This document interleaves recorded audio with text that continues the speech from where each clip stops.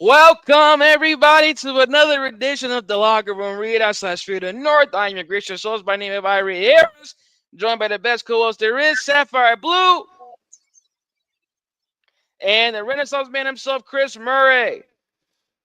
Funk in 2025 is still not domestically produced. Man, you know what? That's a fact. Please hmm elaborate. Please, please, please. Well, because the thing about it, that comes from Parliament Funkadelic's Funkadelic versus the placebo syndrome, and what they were saying in Funkadelic was the fact that you can't be funky off a pill or off of some other substance. Funk has to come from within you. Mm, It just comes from within your interplanetary funksmanship. You know, right, right, you're right. There's laws to just this. There's laws yeah, to this. yeah. There's layers to this, and it's about the feeling of being at one with the environment, with being at one with the beat, and being at one with the universe. Mm. Sapphire, any thoughts, any words to that? I don't know. This y'all right now. Cannot that, Chris. But I tell you, it's nice that we're starting to show off like this because right? Yeah, So yeah. thank you so much. And all I can say is there's nothing like the value of a little soap and hot water, people. Right, right, right. Okay, Something that sounds nice as well. But I'll tell you what. Thank God for West Side Gun. If you know, you know. about. I you guys had a good week. You guys, it's been a little busy, getting a little more colder slash cozier. You guys been bundled up. You guys got I your mean, for appropriate me, apparel for this kind of weather. TGIF, I got to share today, guys, right? I volunteered for half a day with Mm. an organization up here on the North Coast that provides free dental care and women's health testing. And Free, free, free, free. absolutely free. Like they're a nonprofit and they do incredible work. I don't recall seeing as many people in one place as I did today. Like it ever. Like I mean, it harkened with like a stadium, a concert indoor at an Mm, arena. That's how much need there is in our great country. And these are people that work, by the way. They work full-time jobs. A couple of them that I actually had time to speak with actually had two jobs. These were students, these were retirees, and what really touched my heart, and I will say his name, Mr. Black out of Akron, Ohio, who was a veteran and because of his economic situation had to drive at least 45 miles into downtown Cleveland or minutes into downtown Cleveland to get dental care. wow. And it was so it was just so heartbreaking because I thought here's an American citizen that gave his life 40 years in the service and still has to find free healthcare. Just Mm, blew me away. But it's also a very humbling experience and reminds me how blessed we all are, right, in many ways. But mm, um, that to me was actually what made the end of my week, the whole week, if I could say that, Wow. meaningful to help other people. So Thank thank you for letting me share that. No problem. Thank you for that. Shout out to Mr. Black, man. The state of Yes. this country, I tell you, man. The yeah, state, the state of this country, I tell you. Well, it's not good. It is not good. it is Not not good. No good. All right, but I'll tell you what is good, at least when it pertains to us, because we've surely been talking about it, or some have been calling for it, and now it is here. Shador Sanders is starting Sunday. You guys want to clap it up? uh, Anybody? I'll clap. Couple times. 1-2 time. My little 1-2. Get my little 1-2 step in. You mean? that boy good. Sex and Ooh, chocolate. That boy real good. He who pouring good. up right now? Thank you, Chris. That boy, real good. Yeah, exactly. Now look, I Yeah. That I boy say it in that good.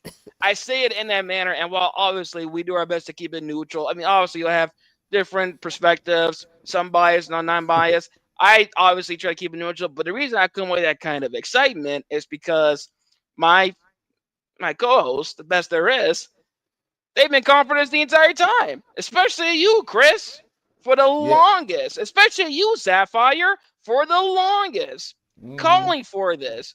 I'm gonna give the floor to y'all. How y'all feel? How did y'all feel not obviously we'll talk about when he got into the game last week and stuff and how that lets him out, but more so the more recent news of him being named the starter this past Wednesday. And yes, Kevin Stefanski did refer to him by name. He said Shador's name when referenced. He didn't say he didn't say all of our people. He said Shador. So are you guys excited? You guys looking forward to this? What's up? Talk to me. Well, Go ahead, doesn't Chris. Go ahead, if he Chris. Ah, gets first team reps, I hope that they he call did. He plays. did. I hope that that they call plays that are comfortable for him and just don't throw him out into the wolves the way they did last week. Run the ball with Judson. Run the Oh ball with yeah, yeah, yeah. yeah. Run the ball. Judkins, John Chris. Judkins. Judkins, not Judkins. Justin. All Goodness. right. That's his Ravens. He He's know. being a hater. He's being a hater. He's doing that I'm purposefully, not y'all. Just so being you a know. hater. Not a Mm? I've wait. never I been just a meant. hater. He always gets I it just in. There's mentioned always that. that little I dart, already you know. here. Yeah, Judson. Judkins. Yeah, thank you. Judkins. Okay. We happy now. Good. Okay. Yeah, they gotta run the ball with him, man. Play action pass, just some, do some, short ding and dunk passes with the West Coast. Maybe take a chance and wing it down deep. If he has to run out of the pocket, let him use his legs. That's what he's gonna have to do because they threw him to the wolves last week. And see, one of the things that they gotta clean up in the NFL, and they never talk about this. All the experts, and I go back to me, the greatest coach of all time was not necessarily Vince Lombardi or even Belichick or people like that.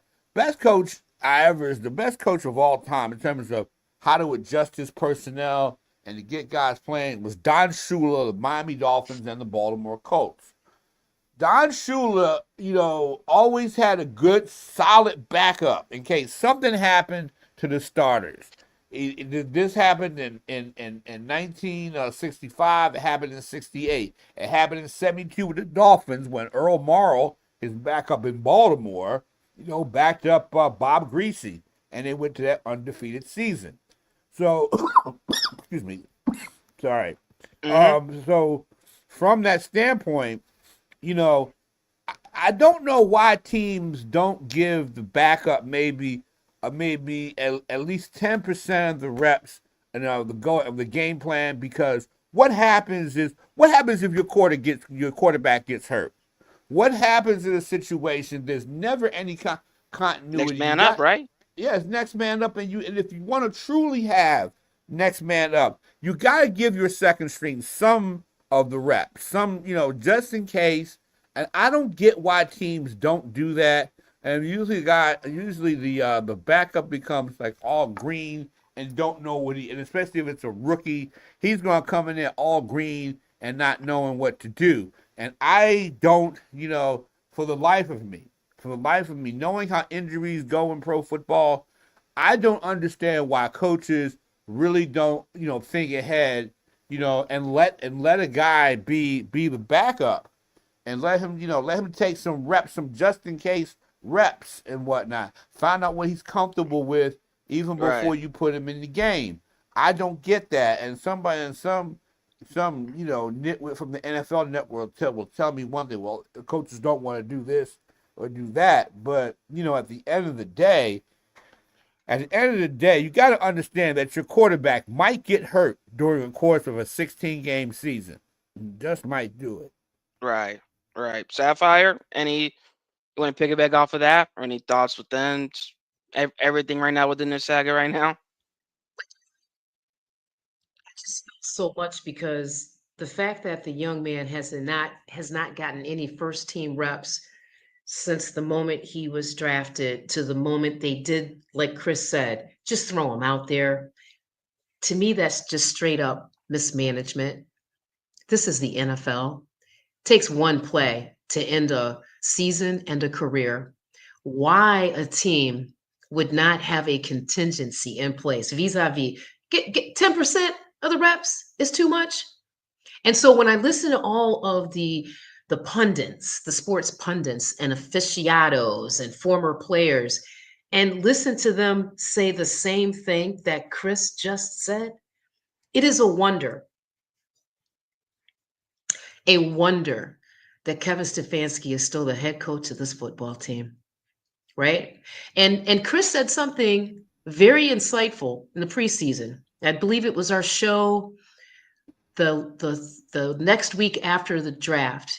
Straight up, he looked us in the eye, YG, and said, "I'm concerned about Shador I Sanders." remember Chris said that. You said that, Chris. You said that. Yeah. That's a fact. And I remember thinking, okay, he's trying to make a joke, but no, no, no, no. From his heart. Because everything that we have seen in terms of how Kevin Stefanski and his regime have mismanaged the team, but most importantly for me as a Shador Sanders fan, him as a NFL quarterback. You Correct. gotta wonder what type of psychological impact that is having on the young man. And I know people no, he's fine, he's good. I get all of that on the surface, maybe a couple levels down, if you will. But to be thrown into a National Football League game the way that he was, knowing what his passion is, his desire is, sending that man out onto the professional gridiron unprepared, unpracticed. All right. You haven't talked to him. Wow. Yeah. Listen, right? I What mean, is the go ahead. he showed some glimpses though. But go Yes, he on. did. Yes, he did. But what is the impact to him? Right? So I just wanted, those are my initial thoughts. I don't want to go all Angela Davis. You know how I feel about this, YG. Not yet. Not yet. Look, that's why. Look, what I tell you guys before, I said this is, as far as I know, as far as I care, this is the Shador Sanders Yep. episode where everything, like, if it gets to that, it gets to that. I'm not holding nothing up. It is what it is. Invite it all. I will say this right now. And I've wrestled back and forth with this, and also I've come to the point where I don't think there is a right answer, because, or even a wrong answer to that, because yes, usually you would think, okay, the starting quarterback, they get this number of reps, right? And then towards the end of practice, maybe the last few, or maybe that last series, the backup will come get that with the first team. Just in the simple, as you guys have said, or as you guys have said earlier, Chris, just in case, just to kind of keep them ready. They have somewhat, even just a little bit, some small percentage of familiarity with the starters. God forbid our guy goes down, something happens to where our backup has to come in. He at least has done this before, whether it was one time or 12 times before with the starters. That is understandable.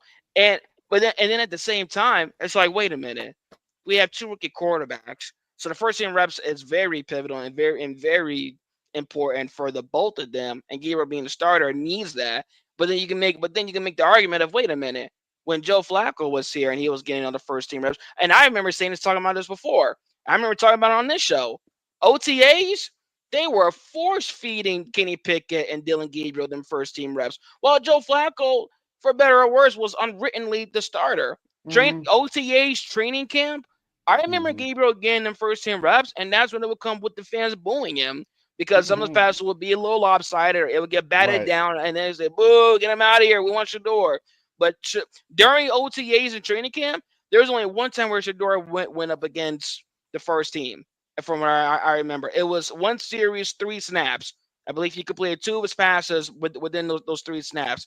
And that was it, though, as far as him going up against the first team defense at all before this week. So that's what that's the other side of it too. And then you really think further down, it's just saying, okay, so Dylan Gabriel was their guy from the start. That's who Kevin Stefanski wanted to draft, point blank period. So of course he could